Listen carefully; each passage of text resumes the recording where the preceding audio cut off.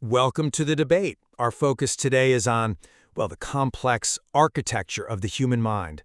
Specifically, we're looking at that frequent, almost universal experience of internal multiplicity. The feeling of different voices or modes or distinct patterns of behavior operating within just one person. And we want to move past just describing mood swings or roles and really step into a more fundamental question of identity. Do subpersonalities exist as, let's say, ontologically real, meaningful, functional entities within the psyche? Or are they maybe just a profoundly useful metaphorical construct, perhaps even illusory, for explaining psychological variability?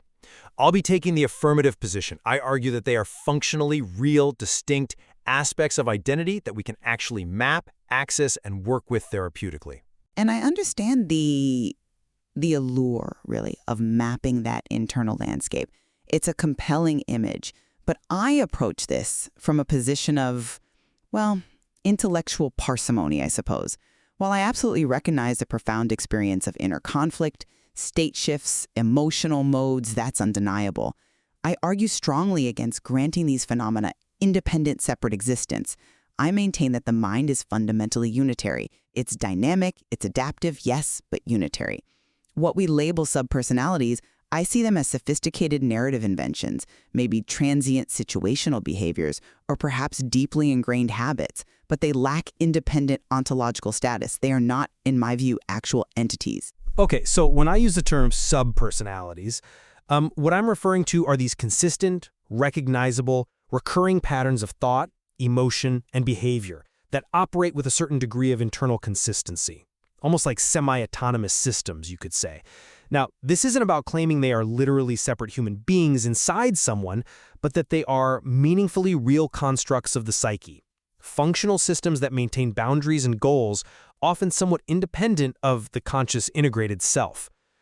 This perspective, it's really the bedrock of some well-established therapeutic models like internal family systems, which explicitly defines these units as parts. And it mirrors concepts found in, say, Jungian archetypes, too. The evidence for their functional reality? I think it's primarily clinical. Research consistently shows that when people engage with these parts, naming the inner critic or the wounded child, for instance, they reliably describe them, and crucially, they successfully negotiate with them. This consistent functionality and the resulting therapeutic outcomes we see in treating things like trauma and anxiety, well, that suggests a reality far beyond mere fiction or metaphor. That's a strong claim based on clinical utility. I grant you that. But I would frame the nature of that reality quite differently. Look, I absolutely acknowledge that people experience deep shifts. The, stress colleague self versus the relaxed weekend hiker self. The descriptive reality of those shifts is undeniable. However, this descriptive experience of difference, well, that's not proof of literal existence as separate entities. What we observe, I'd argue, are state-dependent activities and adaptive role shifts, not these separate entities you're proposing. If the explanation for behavioral variance is simply a dynamic, adaptable central personality, why do we need to introduce the complexity of multiplying entities? I have to invoke Occam's razor here. The most parsimonious explanation, a single, highly flexible personality structure, is almost certainly superior. And I also worry, quite frankly, about the inherent danger of reification. By which I mean, taking what might be a useful narrative tool and treating it like a concrete, existing thing.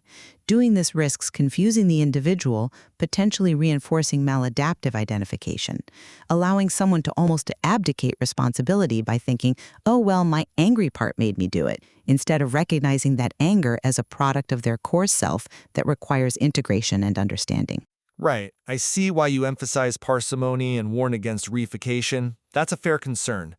But I wonder if simplifying the model too much risks losing sight of the functional mechanism behind complex decision-making and especially inner conflict. Let's focus on that clinical precedent again. The success of parts-based therapeutic models seems to hinge entirely on treating these subpersonalities as real enough to negotiate inner conflicts. For example, if a client suffers from procrastination, we don't just treat the behavior. We often find the part that is driving the avoidance. Maybe it's a perfectionist part, terrified of failure, or perhaps an exhausted part, genuinely needing rest. By acknowledging the distinct fears and needs of that part, the central self can then address them, leading to genuine integration and resolution. If these were simply moods or narrative inventions, How could direct negotiation with them produce such profound, lasting physiological and psychological change, particularly in trauma resolution? The very act of negotiating seems to prove a kind of functional existence, doesn't it? I find that framing problematic because, again, utility does not necessarily prove ontological existence. The success you describe, I believe, is quite adequately explained by narrative reframing and focused attention. Patients improve because models like IFS or Jungian work give them a structured language, a powerful narrative framework to understand and manage their often chaotic internal lives. The utility lies in the communication, the structure, the focus, not in the literal existence of the entities themselves. We see this kind of thing elsewhere, don't we? With sophisticated placebos, for example, or even in a broader sense, cultural myths.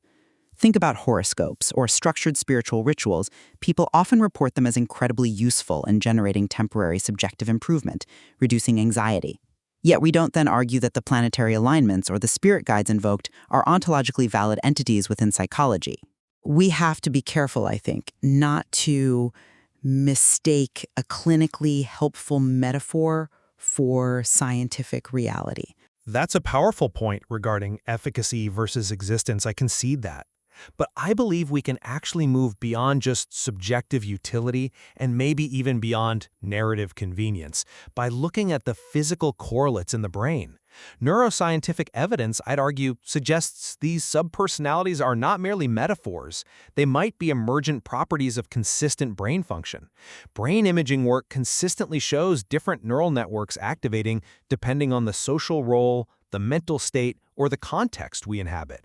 Think about the brain activity when someone's performing a parental role versus moments later transitioning into a highly complex professional task.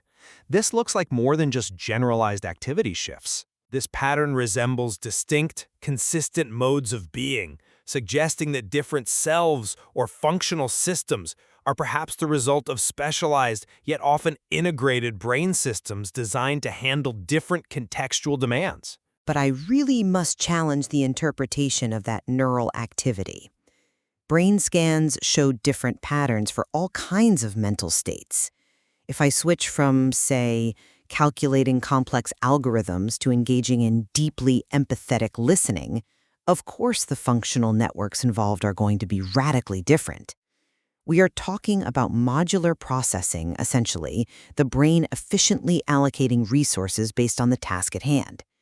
Interpreting every specialized neural network activation or every shift in distributed brain function as evidence of a semi-autonomous personality, well, that risks falling into the trap of just anthropomorphizing normal, efficient biological processes.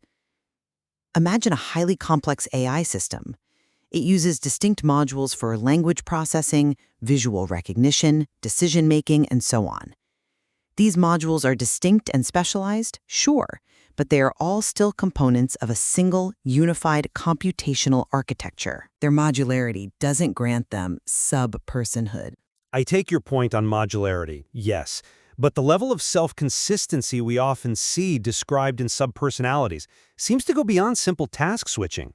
We're talking about consistent emotional profiles, sometimes specific memories, seemingly tied only to that part, and even a distinct sense of I when that state is active. That kind of consistency suggests something more deeply wired. Furthermore, research looking at the prefrontal cortex, the area responsible for executive control and context switching, often shows that when individuals successfully manage inner conflict, they are in essence integrating the feedback loops between these specialized functional clusters. We're not just seeing random shifts, we're seeing patterns that suggest consistent, identifiable internal actors whose persistence seems to demand recognition as functionally distinct entities, even if they all share the same neural hardware. Okay, but then we absolutely need to discuss the risk inherent in emphasizing this distinction, the potential for over-pathologizing normal, healthy variability, the flexibility required to navigate life, the ability to be assertive in a negotiation but tender and caring at home. That's crucial for adaptation. It's healthy. If we start framing every functional mode as a distinct part that needs integration or negotiation, we risk blurring the lines between normal psychological flexibility and actual structural fragmentation. This, I worry, creates a kind of slippery slope toward confusing healthy multiplicity with serious conditions like dissociative identity disorder, or DID. Now, DID is a specific, often trauma-linked structural pathology involving significant amnesic barriers. We surely cannot use its extreme existence as proof of a general truth about the internal architecture of healthy individuals. I'm not quite convinced by that line of reasoning, because it seems to treat multiplicity as an absolute binary like. Either you are wholly integrated or you are pathological. I think functional subpersonalities clearly exist on a continuum. Healthy, necessary multiplicity, the work self, the playful self, the critical self, this feels natural and universal. DID, as you rightly point out, is simply the extreme, pathological end of that spectrum, where functional integration has failed, often due to severe early trauma. The very fact that the process of healing across this spectrum often involves successfully recognizing and integrating these functional parts, which seems to be a core requirement for growth, suggests they are a fundamental human universal, not merely some precursor to disorder. The work of integration itself implies that the parts being integrated were real enough to have existed as independent functional units in the first place, doesn't it? This just brings us back to the philosophical core, doesn't it? We are talking about existence, not necessity, or even therapeutic process. The fact that a narrative framing helps people unify their experiences doesn't automatically mean those narrative figures existed independently before that unification process began. Well, if we look at it philosophically, where exactly do we draw the line for functional reality? I find the personhood analogy quite compelling here. Think about it. The law grants legal personhood to non-human entities, like corporations. They have rights, responsibilities, defined goals, purely because it's functionally necessary for social and economic structure. Now, similarly, if culture grants meaningful agency to fictional characters, and psychology requires us to effectively negotiate with our subpersonalities, which directly shape our decisions and define our identity, shouldn't they be recognized as real functional entities within that psychological framework? And beyond that, we have overwhelming cultural and historical precedent. Almost every mythos, every religion, every great literary work consistently externalized inner drives as muses, daemons, trickster figures, guiding spirits. This universality seems to suggest a deep-seated human recognition of functionally distinct internal systems. I have to disagree on the explanatory power of those analogies, though. Legal personhood is explicitly a legal fiction. It's designed entirely for civil and financial structures. It is in no way a standard for reality in the scientific or ontological sense. And similarly, the cross-cultural universality of myths, spirits, the inner child, what that proves, I'd argue, is the human necessity for storytelling metaphors to explain complexity. It demonstrates psychological convenience, a profound human tendency toward narrative, yes, but not ontological truth. If we accept the idea of a complex, layered self, which is consistent with perspectives ranging from William James to certain Buddhist schools of thought, we can fully acknowledge the adaptive roles, the state shifts, the profound internal complexity, all without feeling the need to confer actual personhood or entity status upon these layers. Calling those layers subpersonalities, I maintain risks reifying complexity into false, independent entities that don't truly exist outside of our narrative convenience. So, to summarize my perspective then, denying the functional reality of subpersonalities seems to require an oversimplification of human psychological life.